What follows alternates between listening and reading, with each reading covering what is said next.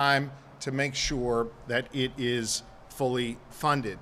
We know that by fully funding SEPTA, we can do something that is necessary for our neighbors. And I would argue it's also common sense. Had a conversation with our 14-year-old son just the other day. He's off doing something else with his family. I'm here fighting to make sure we get a state budget done that funds our mass transit. And our son Ruben asked me, what's holding everything up? And I said, a big piece of what's holding it up is there are some folks who don't believe in funding our buses and our trolleys and our trains and our subways. My 14-year-old looked up and just said, well, how are people supposed to get to work, Dad? He got it. He understood it.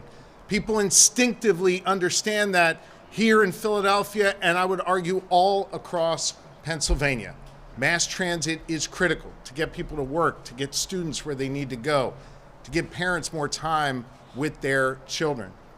As we gather right here in Philadelphia, across our Commonwealth, Lieutenant Governor Austin Davis is meeting with leaders of what's called PRT. PRT is the equivalent of SEPTA in the Pittsburgh region. I should note that they are facing serious challenges as well. And the funding that I am fighting for, that these lawmakers are fighting for, these union leaders are fighting for, is funding that will go to supporting mass transit in each of our 67 counties. Don't let anybody tell you this is just a Philadelphia issue or a Pittsburgh issue. This is a Commonwealth of Pennsylvania issue, and we are working to resolve it together. This is for that mom that wants to get home to her kid. It's for that kid that wants to get to school. You know who else it's for? That bus driver that wants to be able to provide for their families. Understand that if SEPTA is forced to go forward with these rollbacks, with these cuts, with these eliminations of lines and service, that means that that bus driver that was driving a bus for 40 or 45 hours may now only be driving it for 30 or 35 hours. That's less food on the table for their families. That's less opportunity that they can give to their children. That's their livelihood that they're going to be robbed of if we do not come together with a solution.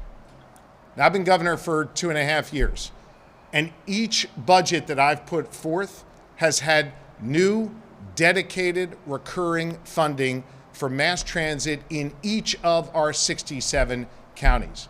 Twice I've put that before the legislature, and twice the leadership in the Senate has failed to act. When they failed to act the first time, we were able to come up with a stopgap measure of about $80 million to keep our mass transit agencies alive. When they failed to act a second time, I used my authority as governor to flex funding, to take funding that would have gone to a road and bridge project and instead deploy those dollars to SEPTA, to our mass transit agencies. Why did I do that? Because I understand how critically important mass transit is. I also did it to give lawmakers more time to find common ground. Understand, I'm one of the only governors in the country, I think there's one or two others, with a divided legislature, a House led by Democrats, a Senate led by Republicans. It is hard work finding common ground, and we are working diligently at it. But it is time to act now. I want to thank Chairman Harris and the leadership team of the House of Representatives, Chairman Nielsen and others, who have passed funding for mass transit, not just SEPTA, mass transit across Pennsylvania, 4 separate times. 4 separate times. They have passed the budgets that I've put forth that would fully fund mass transit, that would make it so that bus driver could provide for her family, that would make it so that kid could get to school, that mom could get home to her children and get to work in the morning. They've done that 4 times. As I understand it, Chairman Harris is going to be leading these House Democrats back to Harrisburg to pass it for a 5th time to fully fund our mass transit. I would note that in addition to funding mass transit, their bill, my budget, also funds roads and bridges. We recognize that some of those moms across Pennsylvania don't get home to their kids on a SEPTA bus, but get home to their kids by going over a rural road or a rural bridge. we want them to be able to get home to their kids too. And so that is why we fully support funding roads, bridges, and mass transit. It makes good sense to be able to do all of that. We are past the point of short-term stopgap measures. We are past the point of a few months of fixes. It is time to have recurring long-term revenue for SEPTA and for the other mass transit agencies across Pennsylvania. And the time to act is now. Understand, and I know our Senate members who are here, our House members know because they were there, 187 days ago, I presented my state budget that fully funded mass transit along with roads and bridges. 187 days ago. And in that time, the Senate of Pennsylvania has been in session for a mere 25 days. The time to act is now. We are going to continue to work in a bipartisan manner. I have been working in person and on the phone multiple times a day with Leader Bradford, who is the negotiator for the House Democrats, and Leader Pittman, who is the negotiator for the Senate Republicans. We are working cordially. We are working respectfully. We understand that there are differences. And for my part as your governor, I am working hard to narrow those differences between the House majority Democrats and the Senate majority Republicans to fully fund mass transit and to make sure that we meet our obligations to our students, to our farmers, to our police officers, to everyone across Pennsylvania who rely on a state budget. So I want to thank all of these leaders for being here today. I want to thank you all for doing your part. We're going to keep working hard at this. We're going to put everything we have into this, but the time for action is now. I said earlier that I spent a great deal of time earlier this morning with the SEPTA leadership, including Scott Sauer, who's the general manager. Scott walked me through a number of changes SEPTA has made to be a far more efficient operation, to be able to do what they need to do to get people where they need to go, whether to a ball game or whether to work. I've got confidence in Scott's leadership. I'm grateful for the work that he and his team have been doing. And now I'd like to invite Scott to say a few words.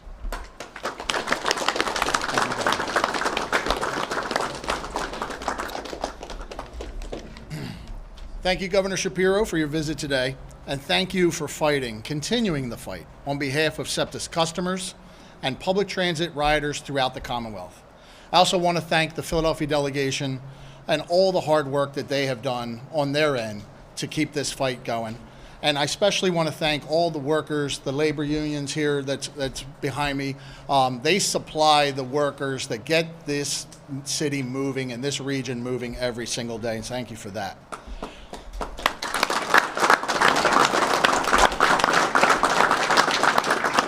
We're now just a few days away from having to move forward with across-the-board service cuts that will impact all SEPTA's customers and every community that SEPTA serves. We know this is going to make it harder for our customers to get to work or to school or to doctor's appointments or to anywhere else they might need to go. The impact will not be limited just to SEPTA's customers. For tens of thousands of riders, SEPTA will no longer be a viable option. And many who can afford to drive will do so, adding to the congestion that's on our roadways already. Everyone will feel this. I want to be clear, we do not want to make these devastating changes. However, without a funding solution, we will have to advance a 20% service cut that starts on August 24th and an overall 45% cut this fiscal year. SEPTA knows it has to be part of the solution, and we've made great strides to do so. We've enacted an austerity plan that has resulted in more than $30 million in savings just over the last 8 months. In an economic climate that has seen persistent inflation, we've managed to lower our structural budget deficit from $240 million to just $213 million. We are committed to doing more, and we're embracing the accountability and oversight measures that the legislature is considering. At the same time, we're in the midst of growth on the system. For the fiscal year that just ended, ridership was up another 13%. That includes critical growth of 15% on our subways, improvements that we see as directly linked to historic reductions in crime on the system. I'm confident that SEPTA is on the rise, and all of us have embraced a customer-focused mission. that puts safety and security, reliability, and service at the forefront. And if we can get the support that's needed to avoid these devastating cuts, we'll move swiftly to implement new initiatives that will enhance service across the system. It's my honor now to introduce Autumn Fingerhood, a mother who juggles 3 jobs. She and her daughter Olivia both rely on SEPTA to make it all work every day, and she is just one example of the thousands of riders that will have to endure these awful service cuts. Autumn.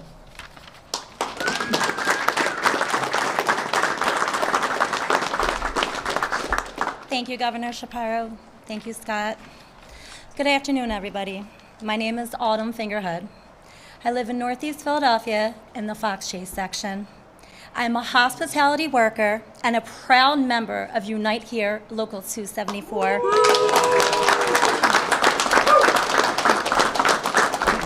I'm a single mother of 2 children. I have a 15-year-old daughter who is very excited to start 10th grade. She starts school on August 25th. Just a day after these cuts will go into effect if SEPTA does not receive its funding. Like hundreds of thousands of families in the Philadelphia region, we rely on SEPTA. My daughter takes the bus, which is currently slated to stop running later this month. She takes the bus to school. She takes the bus home. She takes the bus to her summer job. She takes the bus for other school activities, like staying late for her vocal class.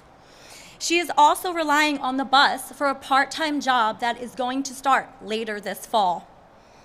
I have a question for the state Senate in Harrisburg. I have a question for my senator, Joe Picozzi. Joe claims he has been working to deliver crucial funding for SEPTA, yet here we are with no funding, and here we are with no Joe. How do you expect my daughter to get to school? She will have no bus.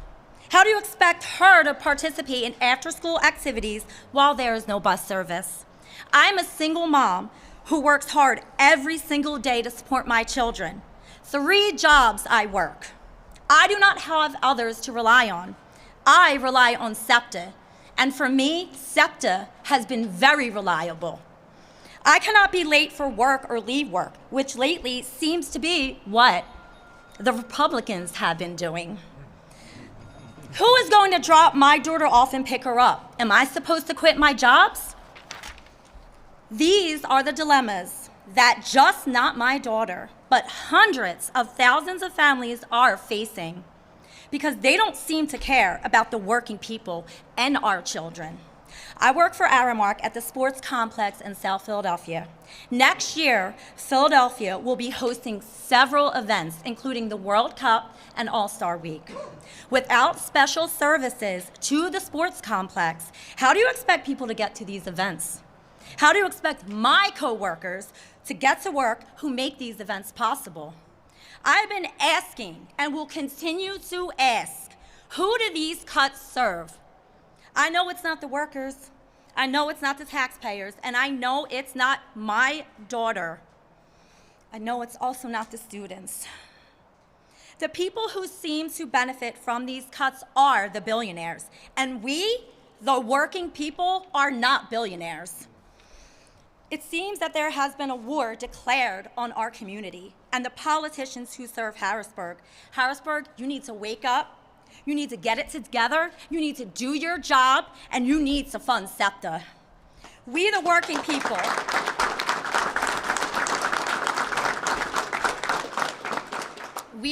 people, do our job every day. It's time to do your job and put working families over billionaires. Prioritize all of us. I lead by example for my children. I lead by example for my coworkers. I lead by example for my community. I put them all first. Now it's time for you to lead by example. Show Pennsylvania that the workers, that our students, that our children come first.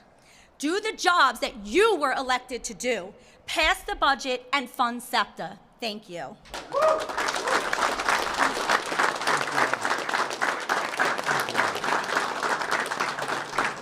Thank you. With that, if you have any questions, Scott and I will be happy to take them. Governor, Yes, Tom. good afternoon. As you know, the Senate's coming back Tuesday. Now they've been recalled, and I figure you might have some inkling of what they're up to. Should this be seen as a sign that something is about to get done, or Look, here's what I'll say. I'm not going to negotiate with Leader Bradford and Leader Pittman through the media, and I think we all respect one another enough to keep our conversations private. We understand the issues.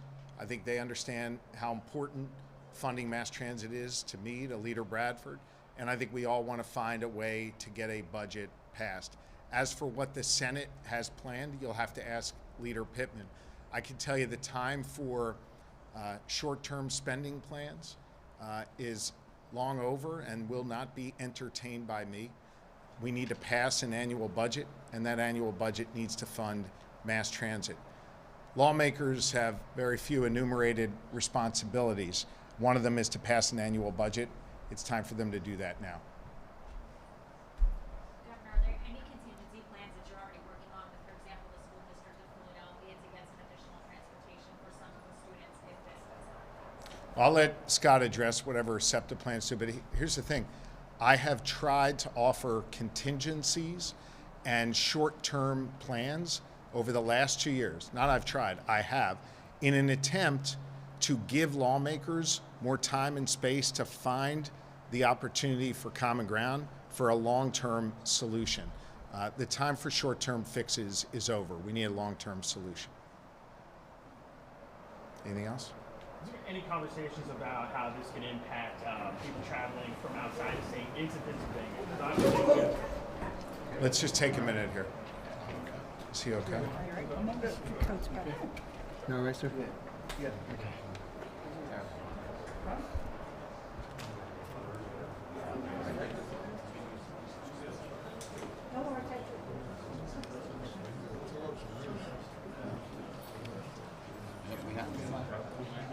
No, we haven't. Sorry. I don't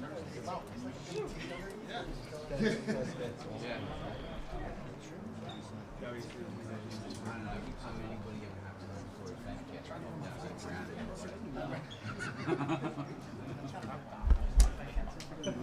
Just where he is. Is she okay? Is he okay? He's got some water.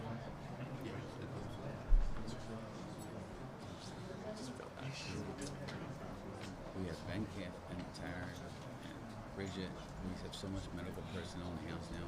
It's nice.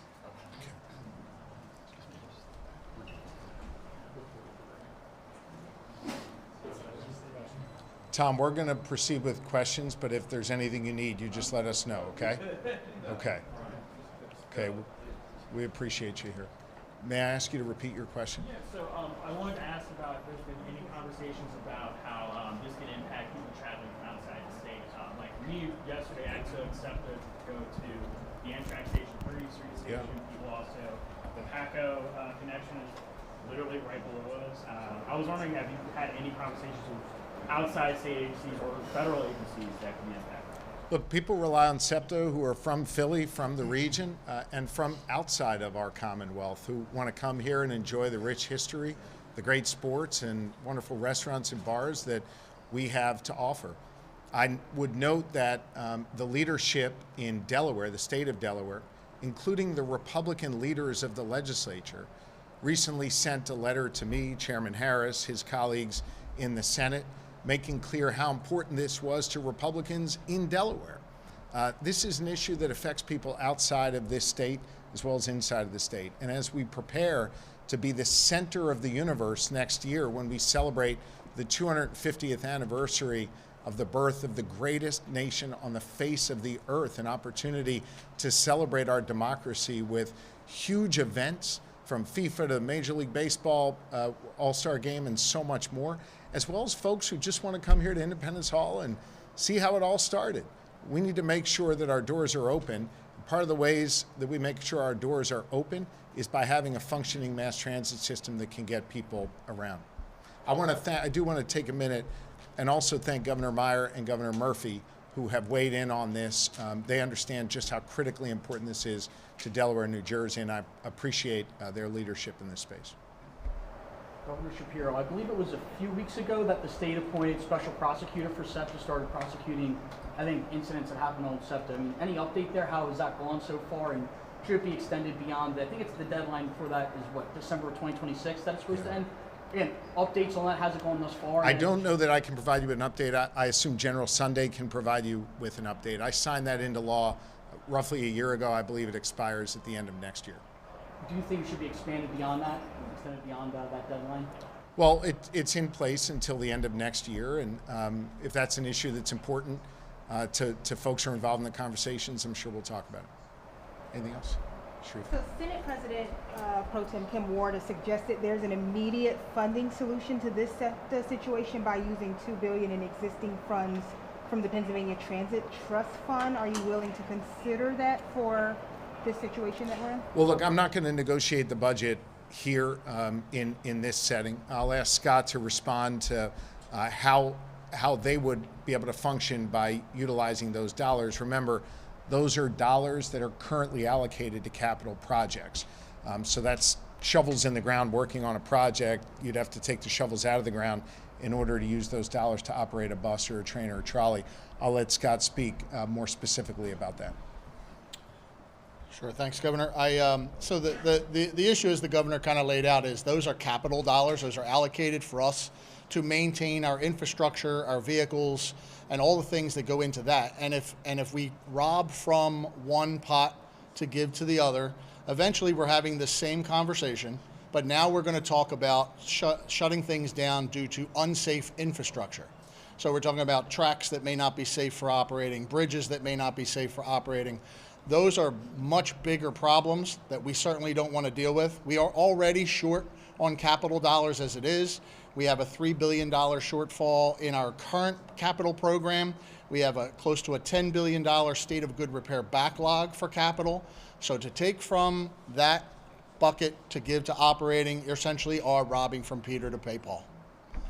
Governor, I know you said that you want to negotiate through the media. Are you confident that some sort of deal can be reached before this deadline Thursday? Look, I'm working my heart out. I'm working my tail off to try and get this done. With everything I got, with everything my team's got, I've got a terrific group led by my Chief of Staff, Dana Fritz, who have not left the Capitol, for probably the last, 45 days in a row. I have been locked in on this. And I will tell you also, so is Leader Pittman and so is Leader Bradford. I think we would all like to get this done. We live in really polarized times right now. The gulf between Democrats and Republicans has probably never been as wide as it is right now. My job is to try and narrow the differences between the Senate Republicans and the House Democrats. We've gotten that done over the last couple of years. I'm confident we'll get it done this time, but it's going to require us to all continue to work hard together and to understand that as part of working hard together, we can't lose sight of folks like that. We can't lose sight of the moms and the bus drivers and the kids that need a bus to get where they need to go. We can't lose sight of the fact that the decisions that we make every day in our state capitol affect real people, affect real lives.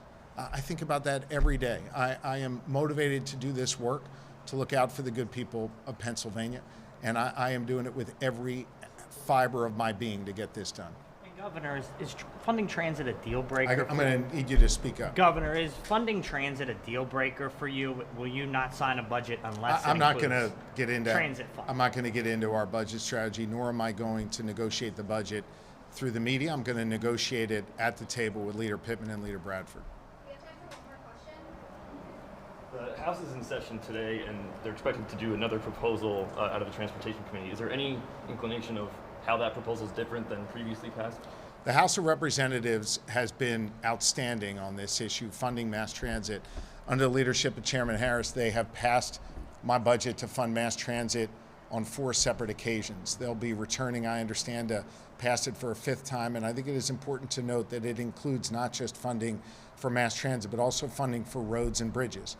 They understand the need to make sure that that mom can get to her kid, whether they're driving over a rural bridge or they're taking the L. However they are getting there, they want to make sure they can get there. And Again, I know we're joined by many members of the House of Representatives who are here. They've stepped up. They've done their job. They're going to do it again, and hopefully that'll help move the ball down the field. Thank you all very much. Thanks, guys. Thank you.